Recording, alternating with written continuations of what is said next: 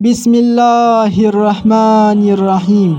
شروع کرتا ہوں اللہ کے نام سے جو مہربان اور نہایت رحم کرنے والا ہے۔ ایک شخص حارث بن ہشام نامی نے آن حضرت صلی اللہ علیہ وسلم سے سوال کیا تھا کہ حضور آپ پر وحی کیسے نازل ہوتی ہے؟ آپ صلی اللہ علیہ وسلم نے فرمایا کہ وحی نازل ہوتے وقت کبھی مجھ کو گھنٹی کی آواز محسوس ہوتی ہے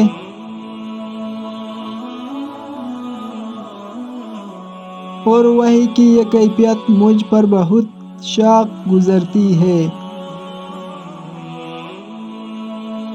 جب یہ کیفیت ختم ہوتی ہے تو میرے دل و دماغ پر اس فرشتے کے ذریعے نازل شدہ وحی محفوظ ہو جاتی ہے۔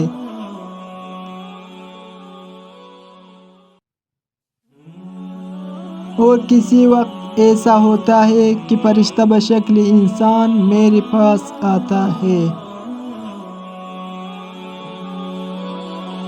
اور مجھ سے کلام کرتا ہے، بس میں اس کا کہا ہوا یاد رکھ لیتا ہوں۔ حضرت عائشہ رضی اللہ عنہا کا بیان ہے کہ میں نے سخت کڑاکے کی سردی میں آن حضرت صلی اللہ علیہ وسلم کو دیکھا ہے کہ آپ صلی اللہ علیہ وسلم پر وحی نازل ہوئی اور جب اس کا سلسلہ موقوف ہوا تو آپ صلی اللہ علیہ وسلم کی پیشانی پسینے سے شرابور تھی۔